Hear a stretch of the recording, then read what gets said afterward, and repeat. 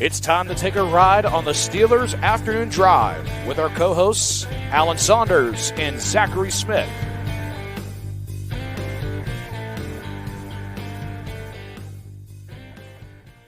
Welcome back to another episode of Steelers Afternoon Drive. I'm Zachary Smith. That is Alan Saunders. Alan, it's great to have you back. I always love when Nick is on here on Fairball Fridays, but we don't get that normal intro, with Brandon Rossi's voiceover. So, I like getting back into the week now. It's a Monday, fresh start. We got Brandon Rossi coming back. We got you back on the show. I still feel like Nick is kind of here because I'm kind of giving him a tribute right now, wearing the shades as if this is like a practice report. I think you're the tribute that I see is the sort of classic SNL skit. I think we just need to, like, I understand this is Syracuse Steelers Afternoon Drive. I just want to talk about the Bears. That's all I got. That's the Bears. Yeah, there it is. Yeah, the Bears. Yeah. My favorite one of those, just total non sequitur though, is who would win, Ditka or a hurricane named Ditka? That was my, What's funny is you said that you felt like you were dating yourself by bringing up that SNL skit. I have a nephew that's 7 years old that I've shown that skit to. So It's iconic. It has it's transcended time. I'm glad it's timeless and not old. That's what we're going for here. Absolutely. I'm actually, once we're done recording this, gonna get a screen grab of how I look on this episode and maybe put them side by side and see how people are feeling about it. But anyways, Alan, big news to talk about today. Mike Tomlin, 3-year extension with the team. Felt good about this one getting done early. We'll get your thoughts on this, obviously. We'll get everybody's thoughts on this. So in the comments, we definitely want your opinions on this. Felt good about this getting done for sure. I guess I just didn't know the timing of it, and it comes one day before they start mandatory minicamp. Yeah, I actually thought it would be like the day before training camp, but whatever. Okay. I was sure it was going to get done. You knew this was happening, and I don't think it shouldn't be a surprise at all. This was absolutely coming down the pike here. 3 years is pretty much what I expected earlier in his career when he was more regularly signing his extensions 2 years out instead of 1 year out. He had some 1 and 2 year extensions in there, but when you're only 1 year out, I think 3 years is pretty much standard. I'm not surprised by any of this. And of course, they don't need to release the contract figures. I don't know if they'll be reported or not, but Mike Tomlin's one of the highest paid coaches in the league. I expect him to continue to be somewhere in that realm. Was there any thought in your mind? I know that we said we both expected this to get done. Any thought, though, to the idea that because of no assurance at quarterback, right? Like, who knows how 2024 could look? And then beyond that, nothing really in 2025 on the board. Any thought to did you at all suspect this could be it? He could walk away if 2024 if things really went south. He could still. I don't really think this changes this. Yeah. The way this works is, look, Mike Tomlin's an all-time great. If he decides at any point he wants to step away, he's going to step away. That's that. This is just about the Steelers saying, yes, we want you here. And so if Tomlin makes a decision at any point to leave, this contract doesn't mean anything to that end of it. It's not like a college coach where he has a buyout to worry about. If Tomlin wants to be done, Tomlin's going to be done whenever he wants to be done. All this contract says that the Steelers don't want him to be done. They want him back for 3 more years. And so that's that. And, I'm not surprised by any of that. Do I think there's a chance that Mike Tomlin could eventually get to a point where he wants to walk away? Yeah, sure. Before this contract ends, absolutely, it's possible. But he's only 52 years old, man. He's got a lot of energy. He's got more energy than I do. He's got a lot of passion still. I think he's fully invested in committing to getting to the other side of this rebuild. I think he deeply wants to. I think it'll be very much like what we saw with Bill Cowher, where Bill Cowher took one team to the Super Bowl. Then there were some lean, bad years. Then he got another team back to the Super Bowl and said, okay, I can go now. And I could very much see the same thing happening with Mike Tomlin, but I think he's pretty committed to trying to get there. And he's certainly, I don't think anywhere near ready to give up. I think his reaction to the question at the end of last season should tell you a whole lot about how he feels about that idea. I don't get the sense this is a man that is anywhere near ready to hang it up.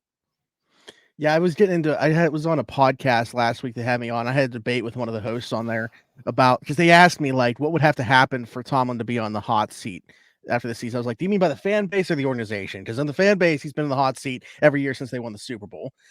With the organization, would we ever really even like know when he's on the hot seat? No, like I don't think that would be like, how would you find out if the organization was putting Mike Tomlin on the hot seat? But that's a separate question. That's not what I was getting at. I think they're honestly sort of fundamentally opposed to the idea of a hot seat. I think the point of the one of the major tenets of the Rooney way is that stability at the coaching position matters. So you don't want someone coaching like their job is on the line. That's antithetical to what they're looking for.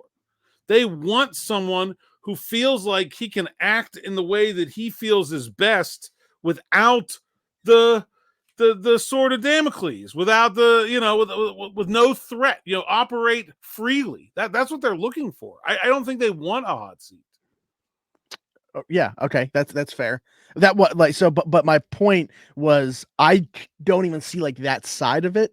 Like you said, I would see much more in the realm of possibility that on his own accord he walked away. And this is obviously before he signed this extension. So with only this year, like the thought definitely crossed my mind. What if things do go, you don't have a long-term solution at quarterback. You realize neither of these two guys are it. Is he going to want to start over at the quarterback position? But what you said, honestly, I hadn't played into my mind at all. Wanting to see this through to the other side, finding a long-term solution there, kind of building it back up to where it was when he first came in.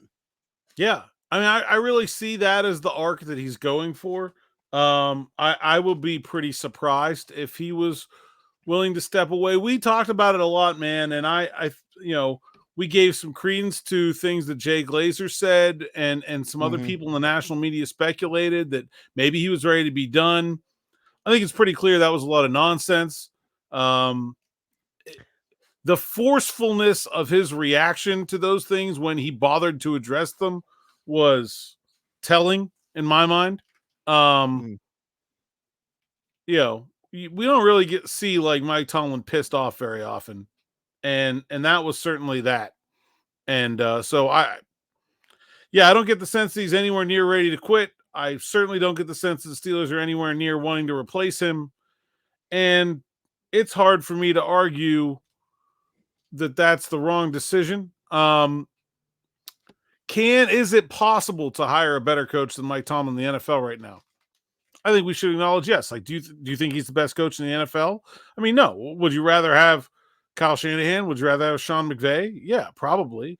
Would you rather have, I don't know, D'Amico Ryans? I don't know, maybe. Like, jury's out. There are certainly guys, Mike McDaniel, there are certainly guys that look to be, better coaching candidates right now. But I mean, I think you got to if you're of the opinion that you would like the Steelers to move on, I think you really got to take a long, hard look at what moving on looks like, because it's one thing to sit there and cherry pick the good answers. Okay. Like, here were the 5 rookie head coaches last year: Jonathan Gannon, Frank Reich, Shane Steichen, Sean Payton, retread, obviously Reich as well, and D'Amico Ryans. Now, maybe D'Amico Ryans looks right now like he might be an upgrade, but that's 1 out of 5 at a maybe. How about let's go back 2 years? Todd Bowles, Brian Daboll, Dennis Allen, Kevin O'Connell, Josh McDaniels, Doug Peterson, Lovie Smith, Nathaniel Hackett, Matt Eberflus, Mike McDaniel. Yeah, maybe Mike McDaniel. 2 of those guys have already been fired. Like, so of the last 16 head coaching hires in the NFL, maybe you want 2 of those 16 guys instead of Mike Tomlin. Like, I don't know. It's just bad odds. Like, it's just not. I think the concept of saying you could do better, to me, is just not. It's not that realistic. I do want to note from 2 years ago, I also like Kevin O'Connell, at least from an offensive perspective. Like, I still think like head coaching is Kevin able to pull O'Connell, him. Mike McDaniel, and D'Amico Ryans all have 588 win percentages over 2 years in O'Connell's and McDaniel's case, and 1 year in Ryan's case. Of course, Mike Tomlin has a 633 career winning percentage. So, like, even the best of the last 2 rounds of coaching hires, like, you know. Also, Shane Steichen, I thought, did a really nice job in Indy last year. Like, we'll see what the trajectory he did a nice job. And I think Sean Payton, I mean, I think highly of Sean Payton as a coach. I think he was, he signed up for a pretty rough situation there. I'm not saying that 8-9 defines Sean Payton's career or potential as a head coach. I'm just saying, at least in the short term, it is not likely to be better by moving on. Like, it is unlikely. I'm not saying it's impossible, but it is unlikely that you would hire a new coach and that would lead to immediately better results. Yeah. And don't get me wrong. Like, I do see, the grievances, the other side of this, where people are talking about, I know that we've had the conversation on here about them not winning a playoff game and how long it's been. And, that's not what this team is looking to accomplish, is winning a single playoff game. You always bring up, they got a bye the 1 year. So would fans have felt better if they didn't win the division, won in the wild card round, and then lost in the second round, just to be able to say that they won a playoff game a year more recently? Would anybody feel better if they beat the Browns in 2020 and then went and lost to the Chiefs by 3 touchdowns, so that they now would have 3 straight 3-touchdown losses to a real contender in the AFC? Like, no, that doesn't change anything. Right. Yeah. And not only does it not change anything, it's a bad measure of quality. Like, you're talking about an at most 2-game sample size here. Like, it's not like, would you rather have the coach who goes 11 and has 11 and 12 wins every year but loses in the playoffs, or would you rather have the coach who went 7 and 9, locked into a playoff spot, and then found a way to win a game? Like, the first team is closer to the playoffs. Like, it's just an arbitrary thing that's random and has no meaning. Pittsburgh fans are upset about not winning the Super Bowl. That's what matters here. The playoff thing is just this obnoxious red herring. Yeah, I think Donnie Football, friend of the show, by the way, put it out there, and probably in a way that reasonable fans can agree with, not too far in the one direction. Where obviously what the floor of a Mike Tomlin football team has never been under 500. You're going to win 9-10 football games, at least with Mike Tomlin. But the ceiling has come down closer to where the floor is over the last few years than it ever has been. I mean, I think the ceiling is mostly defined by the quarterback. Like, I mean, I mean, what does Andy Reid look like without Patrick Mahomes? Like, are we going to pretend that he's the same guy? Like, I mean, no, and he wasn't. Right. So, like, was the problem Andy Reid, or was the problem a lack of Mahomes? Right. Like, I mean, yeah, I think you can now certainly look at what Shanahan's doing in San Francisco. Now, to me, that is really like something when you have a guy who I think the whole football world acknowledges is not that great, and you're still playing at that high level. I think that's why I think Kyle Shanahan's on a different level right now in terms of NFL head coaches. But besides him, either you got the quarterback or you don't. If you don't have the quarterback, your ceiling is maybe you win a couple games, maybe you luck into it. Maybe you find a year where they get hurt or beat each other and you get some narrow path through, but that's like your best hope. And it's not Mike Tomlin's fault that they don't have a quarterback. In fact, you could argue that Mike Tomlin's consistent success is the reason that the Steelers have never been bad enough to draft one, but I don't know how you're going to hold that against them. Like 2019, they should have just been bad. Like, it would have been better for the whole franchise if in 2019, when Ben's elbow went kaput, they just went 3-13. Like that probably would have been better. But he did a great job of coaching that team. What are you going to fire him for that? No, but that's a good point. 5, solid quarterbacks, at least NFL starters coming out of that class. When you look at Joe Burrow to Justin Herbert, Jordan Love, Jalen Hurts in the second round. If one of those guys would have became the Steelers, you can absolutely say that it would have been better for the team to lose that year. Absolutely. But it's not how they're wired. It's not how he's wired. It's not what they want. So, I think a lot of the other thing I want to say about this is I think a lot of people in this town until very recently have given too much credit and blame to Mike Tomlin in terms of the construction of his roster. And I think now, I hope some people are seeing just how transformative and how fundamentally different the team's processes have been with Omar Khan as general manager. And everything that everybody loves and has appreciated about Omar Khan as GM, like, it's the same head coach. And if he had all this say, all this power over how his roster was constructed, then when you change GMs, you wouldn't have noticed. And so I think you have to, I think you should anyway, acknowledge that we have acknowledged, frankly, the end of Kevin Colbert's tenure did not go very well as general manager. Mm-hmm. I think everyone can acknowledge that the beginning of Omar Khan's tenure has been very promising. I think that should enlighten some people about the actual amount of influence Mike Tomlin has had over the players on his roster. And in terms of things like position of value, salary cap, trade, obviously, is he picking between Najee Harris and Travis Etienne? Yeah. But like the big picture stuff that I think they were getting wrong, that now I think they're getting right, I don't really think that was ever on him. And it's hard for me to sit here and say that the Steelers' biggest problem these last couple of years has been coaching. Like it's just not. They're just not been a very good team.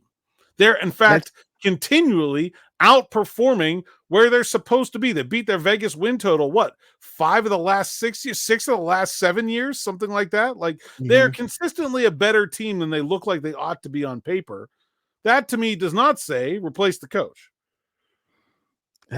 That's a good point about the roster construct, like, because I thought that's kind of where you were going, but in a different direction. I thought you were going to bring up, everybody says that, the team underachieved comparatively, like the amount of talent that they had during the Killer B era, and obviously and stuff like that. No question about that. But at the same time, when you look at like what was the reason that happened, because you look at the defensive side of the football, nobody ever really brings that up, just the star power that's on the offensive side. The Jaguars game, the defense falls apart. They, dealing with not having Shazier. Hey, Ben was pretty bad in a couple of those playoff losses. Let's be real. Those were not his best games or even anywhere close. There's lots of reasons. I think it's still fair to hold Mike Tomlin accountable for those teams and the talent they had on those teams not getting back to the Super Bowl, not winning a Super Bowl. There were years where they should have gotten it done, and they didn't. And I think it's very fair to hold him accountable for those things. I also think it's reasonable to look at the talent they've had on the field the last, most of the last 5 or 6 years and say they've probably done better than they should have in this stretch. I agree, and that kind of takes me to now, present time, with the way that this roster is constructed. I think everybody's looking at this team once again thinking like there's no reason that Mike Tomlin shouldn't win a playoff game with this team. But then you take a look around the landscape, especially within the AFC. Like, I don't know, like, can they? Sure. But like, I'm not guaranteeing anything for this football. Like, in this AFC, the quarterback, most important position, we don't know what the Steelers quarterback situation is going to look like. Yeah. And, I think it's like, what's their Vegas win total? 7.5? Mm-hmm. Like, clearly that's not like, you can't say like, oh, this is the team the Steelers should win a playoff game with. Like, wow, with a Vegas win total of 7.5, you're going to tell me that they guess it's more 8.5 than it is 7.5 now. I actually hadn't seen that. I just checked it, and seems like it was definitely 7.5 because we talked about it on here. So FanDuel now has it at 8.5, and it seems like a bunch of other people do too. So that's interesting. Okay. But the Tomlin news just they got a leak about a receiver. Yeah. Oh, maybe. But yeah. So I mean, if you're out performing, look, Vegas has market trends it needs to consider too. It's not the be all end all. But if you're consistently outperforming what Vegas thinks you should be doing, you're probably doing an okay job of coaching. And I think the really funny thing is that, like, there's a lot of things that are part of coaching that Mike Tomlin has never been very good at. And they are actually very visible things that really frustrate people. He's never been very good at challenges. He's not usually been particularly good about like timing and timeouts and fourth downs and when to kick a field goal. And like, he doesn't follow the analytics, and he's not that. I would not say he's not that good at that stuff, but that doesn't mean he's not a good coach. That is a very, very small percentage of the job of a head coach. It just happens to be one that's very visible to people. How good you are at calling your timeouts as a head coach in the great scheme of things doesn't really matter all that much. But people, I think, get frustrated by those things.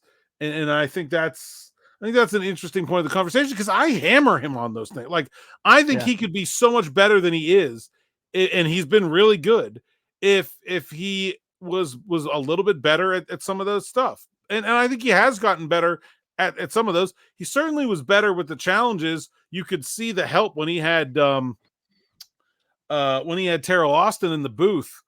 Yeah. And like he got better, like you could see it. And now since then it's been a decline. So, I mean, I think he can be, he could have been better if he was better at a little bit more of that stuff.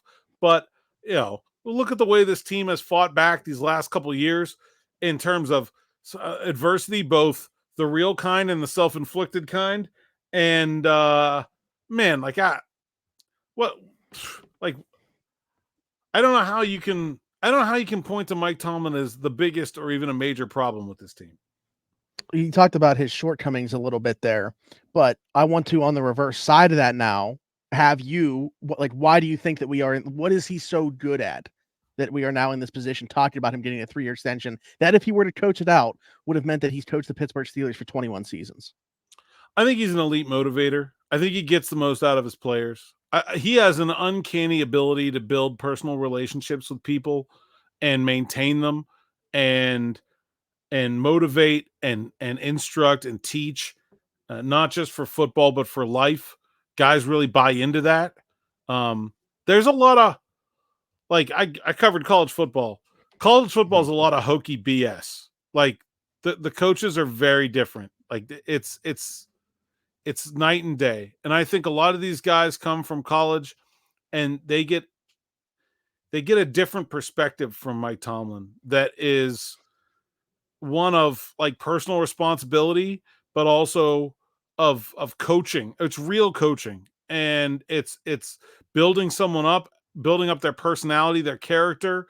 Yes, their physical abilities, but I think it's mostly about the motivation and about the relationships. I think that's what makes him a great coach. The Steelers do better than any team in the league at developing undrafted free agents. They have, for a very long time, been really good at developing late round draft picks. I think some of that goes to Kevin Colbert's scouting, but the scouting doesn't work without the development. I think they've done a heck of a job. When you look at the way that he, just the way that people around the league talk about him is clear, that the respect that he has of his peers, his competitors, players that are playing for other teams have never even met him want to play for him. And, I think it's been actually, I got a really good question from a reader on Twitter that asked, is Mike Tomlin better suited for this Steelers regime now that they've been much more active in free agency, because he really can let that popularity that people want to play for him, he can let that play out now. They can go get a Patrick Peterson or a Patrick Queen or somebody that wants to come play in Pittsburgh. Yeah, Micah Parsons. Yeah, right. Exactly. You think Micah Parsons is talking about playing for Kevin Stefanski? Come on, let's get real. And so I think a lot of that is just happenstance. I think they've mostly been, they've been more active in free agency because we are at the end of the contract cycle from when they were bad in the draft. So they have players they did not retain and they are signing free agents. But yeah, it's certainly a bonus. We've seen it.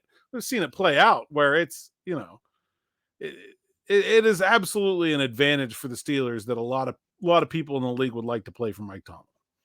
Yeah, I agree. Do you have anything else on the Tomlin stuff? I don't think so. I think I'll say this, the last thing, that I don't think that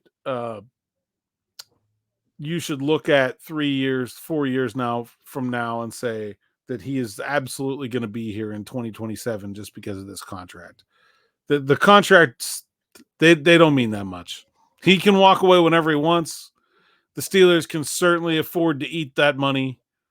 It's, it doesn't. Don't sign up for your 2027 season tickets thinking you're going to see Mike Tomlin on the sideline for sure. Like, this is just a necessary step, which is why we all knew it was going to happen. Yeah, I agree. I was also about to make a really bad joke. Go for it. No, we love those. You covered college football and you said it's a lot of hokey, and I was going to say not only at Virginia Tech. Nah, that's true. That's true. Mike Tomlin, Virginia native, but went to William and Mary, not Virginia Tech. I don't know what that means. I don't know if he got an offer. Maybe not. It was a little short. Probably not. Maybe he got a chip on his shoulder because of that. Yeah, I think that's it with the Tomlin stuff. Did you want to dive into I thought you brought up an interesting thing about Joey Porter Jr. Do we want to talk about that? Yeah, or just tease we can do that real quick. Right. Yeah, no. I wrote a story on the site today. SteelersNow.com. Go check it out. Please read all the work there. That's how I get paid. But will the Steelers have Joey Porter follow other team star receivers again this year? It was a question that was asked to him at OTAs last week, and Joey said, well, we haven't really talked about it, but that's what I want to do. And I took it, I was like, that's an interesting thought process. Last year, it was kind of a no-brainer. I think we all watched Levi Wallace and Patrick Peterson attempt to run down the field with other team star receivers and decided that probably shouldn't happen anymore. It's a little bit different. I mean, Dante Jackson is faster than Joey Porter Jr. So, like, it's not like you have to do it anymore, right? I think the question is, will they want to do it, and where might it make sense to? I think it's very interesting. You look at around the AFC North, I'm not sure there's really a team where it makes sense. Do you have a strong preference of whether you'd rather see Joey Porter against T. Higgins or Jamar Chase? I think if anybody, I think I'd rather have him against Higgins, who's 4 inches taller. I would say from a physical standpoint, I mean, he probably matches up better. Yeah, but like, they're both capable of killing you all by themselves. Sure. So like to me, I don't know. That's Amari Cooper or Jerry Jeudy. I mean, they're basic. I guess maybe Cooper's a little bit better. I don't know. I think Cooper's better. I'm not scrambling to rearrange my defense to deal with the threat of slightly better, like Nelson Aguilar or Rashad Bateman. I don't know. And like, go down the list here, some non-division ones. Quentin Johnson and DJ Chark, Cortland Sutton and Josh Reynolds. Cortland Sutton's better, but they're both big guys. Sure. Mike Williams and Garrett Wilson. Malik Neighbors and Darius Slayton, Rashee Rice and Xavier Worthy, AJ Brown and Devonta Smith. I think there's so many teams that have 2 good receivers, and there's so many teams where it's like 1B and 1C, and it doesn't really seem to matter. Where like, I'm not sure how much it actually makes sense to want to do it.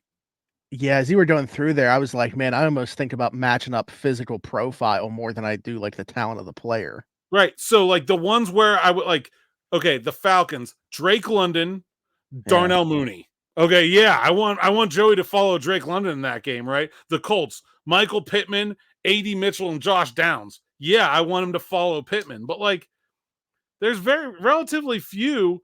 And the other ones where like CeeDee Lamb versus Jalen Tolbert. I mean, Lamb's only an inch taller, but he's so much better. I think you probably want that one. Sure. Devontae Adams and Michael Gallup are like the same size, but again, like Devontae Adams is much better. Terry McLaurin and Jahan Dotson, same thing. They're the same guy, but I don't know. It's interesting to me that it just is not like there are not that many teams that have that like 1-star receiver, and then the other one is just not as good. And sometimes that 1-star receiver is like a small, shifty, quick dude who you might rather have Dante Jackson against anyway. So what you're saying is not every team has the Pittsburgh Steelers wide receiver room. If the Steelers were playing the Steelers, Joey Porter would just latch himself onto George Pickens and never leave. Heck, you can take a safety over there with him. You just take the 2 of them. you just take take Minka too, and the two of them can cover George on every play, and let Dante Jackson deal with Van Jefferson. Through this conversation, I think we all talked about how good of a year Joey Porter Jr. had last year. Still think it was underrated though. Like the more that we talk about it, all these circumstances with the rest of the DB room looked like the only other good player, Minka Fitzpatrick, with how much time he missed due to injury too, not even being able to help out. Like as a rookie, having to shadow the way that Joey did. I don't know that he got enough credit. So I was writing this story, and I was rewatching that game, the Bengals game in Pittsburgh. To like get some.